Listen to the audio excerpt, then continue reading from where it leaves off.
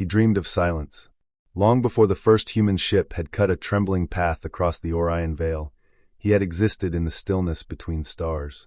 His kind, the Vashan, were born of cosmic dust and ancient black holes, beings of thought and gravity, without bodies, without breath. To them, sound was a violent intrusion. Language was a primitive net to trap the infinite. The Vashan communed in silence, drifting through nebulae, sharing meaning in quiet pulses of gravity and light. Among them, he was known as the Deep Echo, though even that was only a ripple of intent rather than a true name.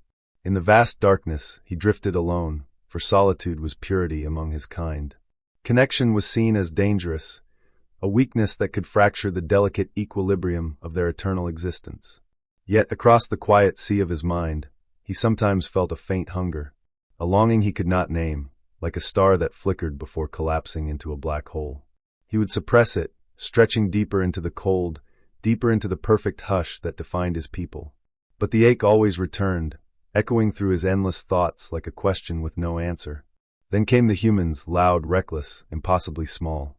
Their ships tore through the darkness, leaving trails of sound and heat. Their voices roared across frequencies the Vashan had never considered. They sang. They laughed. They wept into the void as though it might listen. At first, the Vashan ignored them. But Deep Echo watched. Among all their noisy transmissions, one voice reached him, so fragile it seemed to shiver apart with every syllable. It belonged to a human named Elias, a lone scientist aboard a deep-range exploration vessel, lost beyond the mapped stars. His ship's power dwindled, life support fading.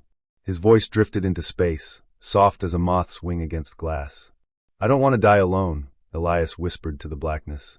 I just wish someone knew my true self, even if it's only once." The words clawed at Deep Echo, pulling at something he had never allowed himself to feel. Against every law of the Vashan, he reached out, wrapping a thread of gravity around the tiny ship. Elias felt the ship shift.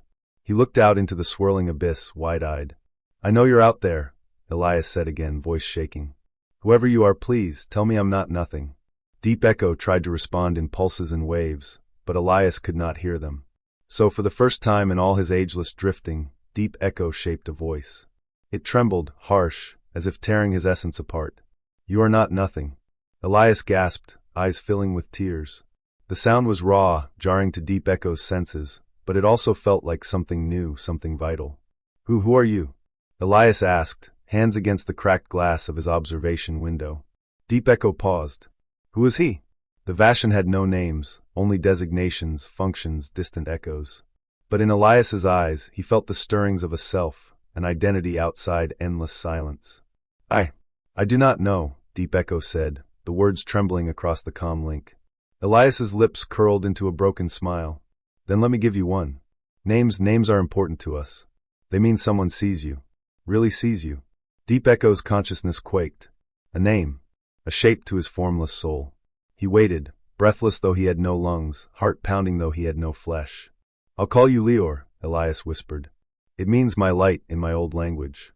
Leor. The word burned through Deep Echo like a newborn star igniting in a cold nebula.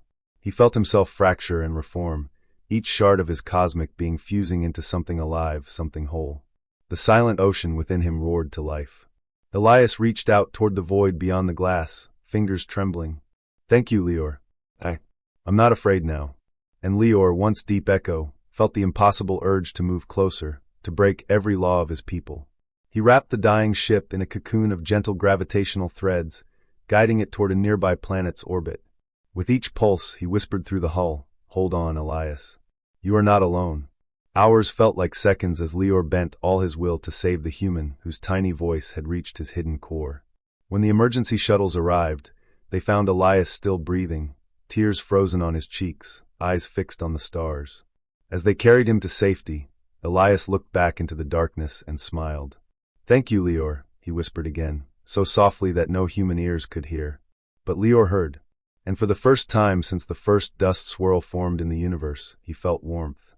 The Vashan watched from the cold shadows, horrified. "You have let sound corrupt you," they pulsed. "You have broken the silence. You have taken a name." But Leor no longer cared. He had been formless, infinite, and alone. Now he was Leor, a being with a name, a bond, a purpose. He knew he could never return to drifting in perfect hush. The silence had been safe, yes, but it had also been empty. And so Lior turned away from his kind, following Elias's shuttle as it fled toward the human worlds.